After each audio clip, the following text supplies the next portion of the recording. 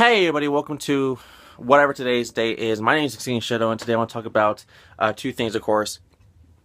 First thing is, my niece's birthday was on Friday, and I wasn't able to be here for her birthday. I had to work, and well, I missed the whole days with my family. When I got home, everyone was already tired, about to go to sleep, and I basically, in a way, got a lot of the leftover food, which sounds dumb. It sounds gay, it doesn't sound as, great, but because it really wasn't.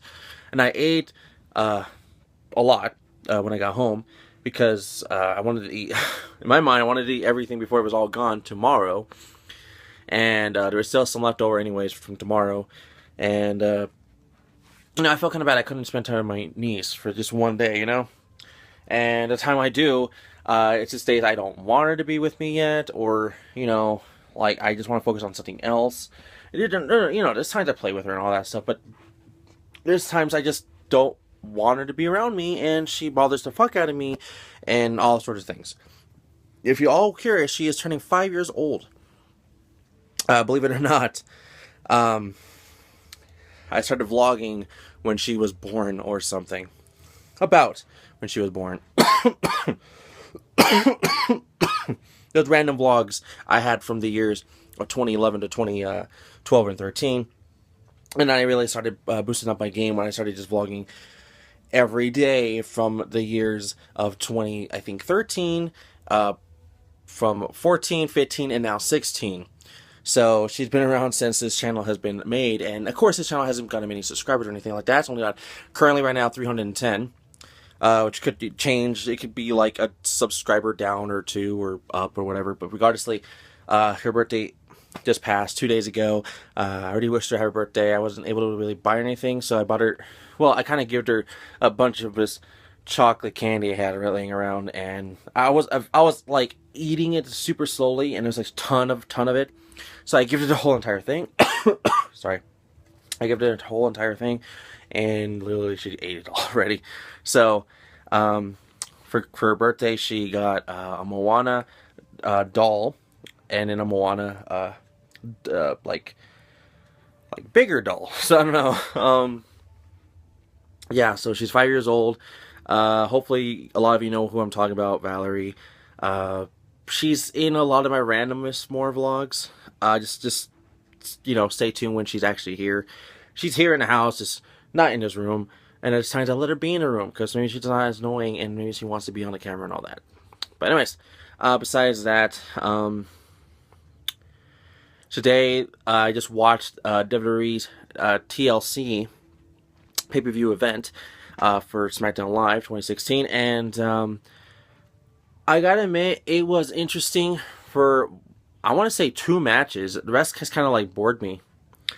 There was the Women's Championship match for SmackDown Live. It was interesting, but the one thing I really kind of maybe thought is like, well, maybe I like this entire pay-per-view, but it didn't turn out how I thought it would. I thought it would be TLC, not like one match is ladders, one match is chairs, and one match is one ladder, one with tables, one with chairs, and the rest, or then the last one just with everything, basically with ladders. It's grab the title from the ladder, but still, regardlessly, I thought it'd be like the same thing for all 3 main event, championships. It didn't turn out to be like that. So the women's one, if you don't know, Alexa Bliss won. That's good. For I don't remember who the Miz was fighting. That was like the most blurriest freaking fight for me. I personally don't remember. But regardless, he won anyways. I really don't care. It might have been like Dolph Ziggler again, but still, I don't know. Don't remember. The tag team one. Okay. So the tag team one was an interesting one, but it feels so weird to the match. So Rhino and Heath Slater actually finally lost against the team of Bray Wyatt and Randy Orton, the Wyatt family, I guess you could say. But it's interesting because I don't know. It just feels weird for them to be the champions. It really does. We'll have to see this coming up Tuesday for me. And then What? Oh yeah. So the main event, I didn't really think it was the most main event one, because I'm actually, my personal opinion, there's another match, like 2 or 3, that was before the main one, and I feel like that was a better match than that. So the main event was AJ Styles versus Dean Ambrose for, you know, the WWE World Championship title, and it was the ladder one, which you have to climb and reach to get the title, and you win. And really, it was basically going exactly good. It was a good match. You know, it wasn't like, oh my god or anything, until literally the very end. James Ellsworth comes out of nowhere. Well, not he just starts coming out, and I would say he was helping Dean in a way, I guess you could say. And then when Dean helped him, he was about to go get the title and win it for himself and become the champion yet again.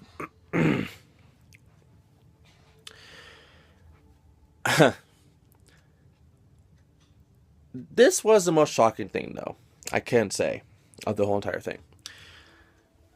James Ellsworth betrayed, I would like to say, Dean Ambrose and pushed him from the ladder.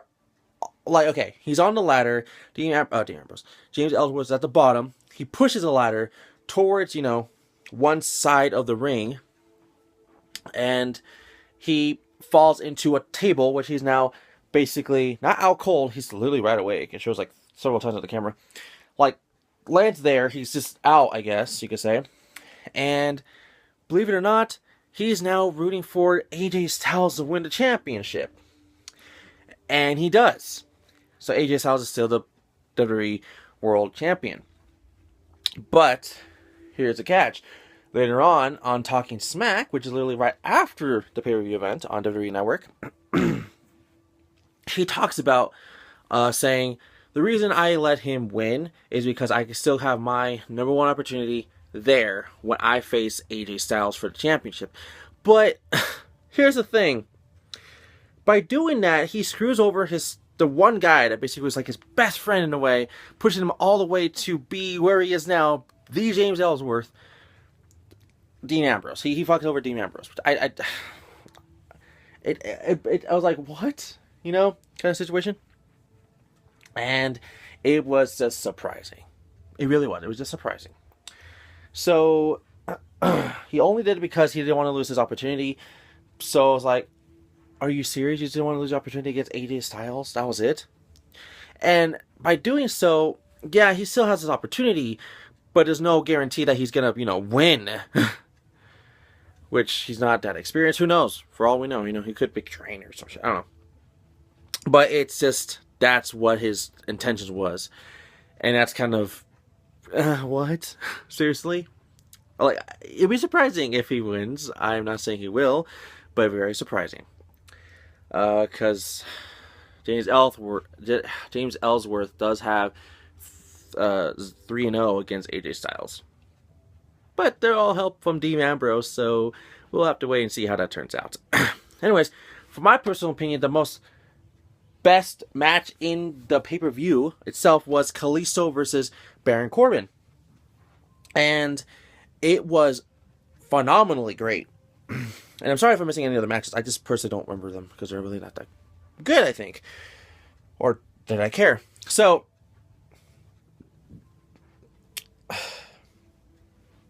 this one, of course, they're like rivals and stuff on the show, and they have been for months. And this was like literally a good one. It got me off the seat. I was like, holy shit. Basically, this match was just chairs. That's all they could use, just chairs. I mean, I guess there could be tables maybe, but it was just chairs. And I would say for a fact, it was literally the best match of that night. Of the night, whatever. The winner of the match was Baron Corbin. I personally wanted Kalisto to win, but the way it turned out, it was like, yeah, Kalisto, it's over. You did your best, bro, and you almost had him. I'm serious, you almost had him. But it was a very good match, I would say. And it just sucks that there was like no title getting defended for it or anything like that. It was just like literally a good match, like for nothing. I'm not saying for nothing. It was like, not like it was for a title. I mean, it was like for nothing, no titles. It was just them two fighting it out because they hate each other. And that was really freaking great. It was freaking awesome. So, anyways, that's it for today. My overall review of the pay-per-view event, I would give it literally just like an 8, maybe a 7, because it would have been better if it was a full-on TLC matches for all of them, but it wasn't really. But anyways, that's be it for today. WWE TLC pay-per-view event for SmackDown Live 2016, and my niece turns 5 years old. Thank you for watching, and see you all tomorrow, okay? Bye-bye.